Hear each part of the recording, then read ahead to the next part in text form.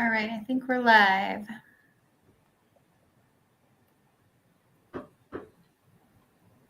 Great. Awesome. Well, we will go ahead and get started. So good morning, everybody. My name is Jamie Chavez. I'm the president and CEO of the Westminster Chamber, and I'm joined by Brett Popish and Bryan Head. I'll let them introduce themselves here in a second, but we are here this morning to talk about our next book. I don't have a paper copy. I bet Brett does that he could hold up for us, but it's called The Let Them Theory. And I have really enjoyed getting into this book so far. I hope that, by Mel Robbins. I hope that some other people have started it. And if not, hopefully we can spark some conversation today to encourage you. So I'll let Brett and Bryan introduce themselves and we'll get into talking about this book. Yep. So Brett Popish, one of the owners of Prosper Mortgage Group and one of the co-moderators of the book club. I actually heard a lot about this book from a couple other people in my network. And honestly, I'm about 100 pages in, give or take. It's a really good book. I mean, it's a lot of things that we already know.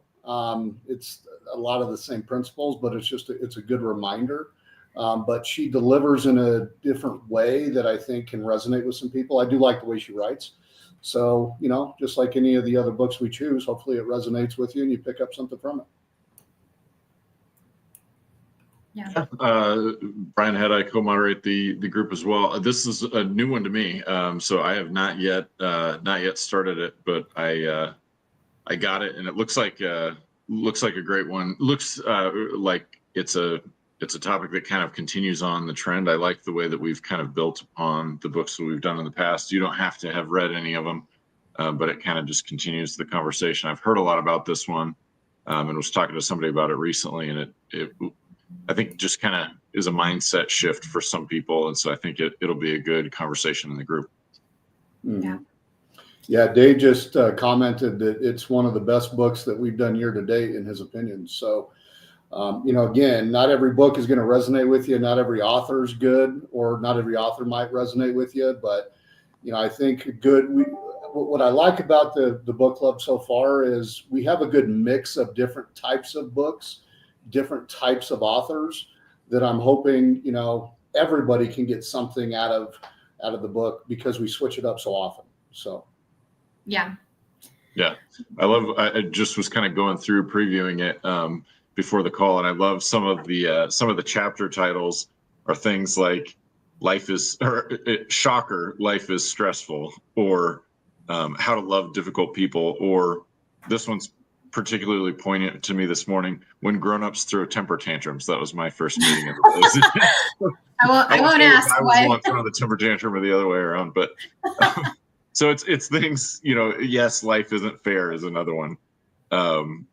So I think it's things that we all deal with, and so I'm looking forward to really diving in and kind of it looks like it's going to be presented in a pretty creative and funny way too. So I think that lightens some of these topics, and certainly the way that we absorb them as a book club is to kind of laugh as we learn. So I'm looking forward to it.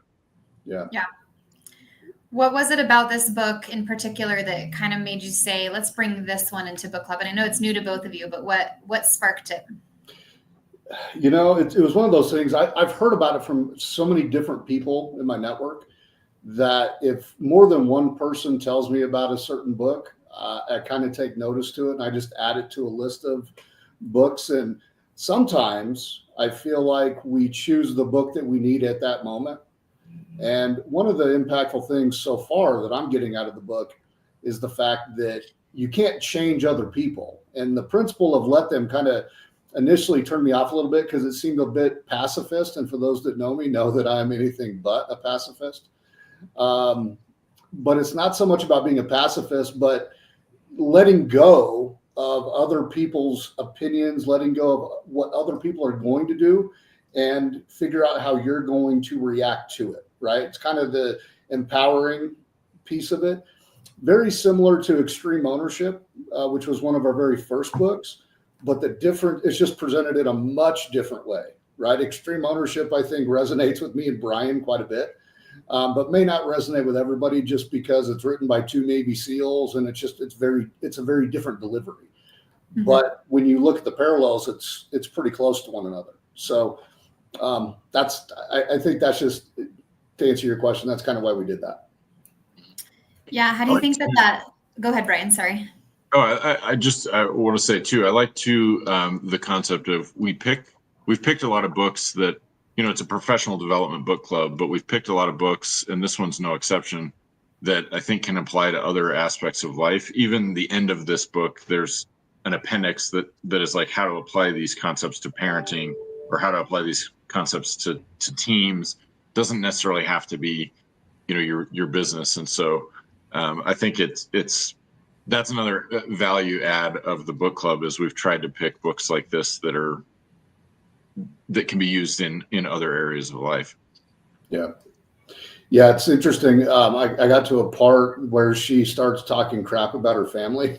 I don't know if you've gotten to that point yet, but she's like, we all have negative opinions about the people we love, and she starts dogging on her family, but then she brings it back around and basically says everything that her family hates about her.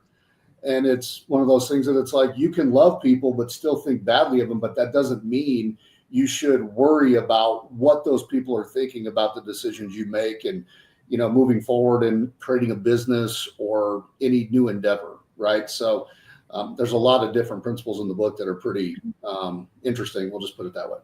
Yeah. That's one thing I think about the books that we've read in the book club. You can apply them, as you're mentioning, to all aspects of life, which I think has been really important. For me, I apply these concepts to parenting a lot, and maybe not even to how I parent, but to how I want my kids to react to things.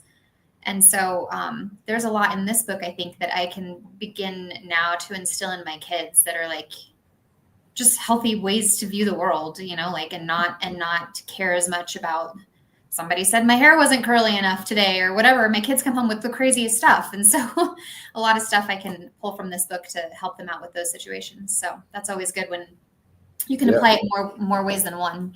Well, funny you say that, because my son came home from summer camp last week upset because one of the kids in his class was making fun of the shirt he was wearing. And I'm just like, well, just let him know that, you're wearing a shirt he's not, and ask him why he's so concerned about what you're wearing. Yeah.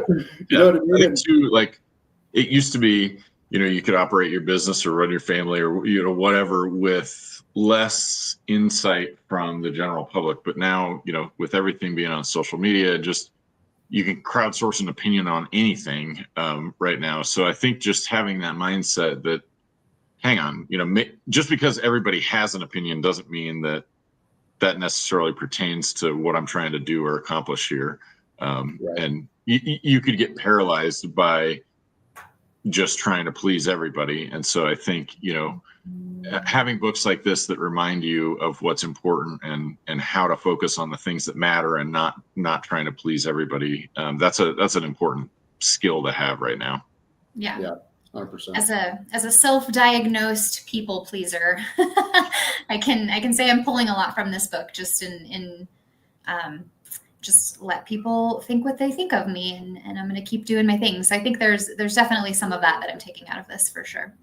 Absolutely. Yeah.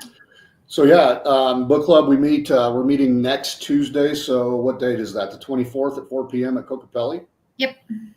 Yeah. And I know this one. I know every book we read has a lively conversation. The last one was actually really fun because it was more funny of a book. But I think this one's probably going to have some pretty robust conversation as well. So if you haven't attended yet, feel free to come.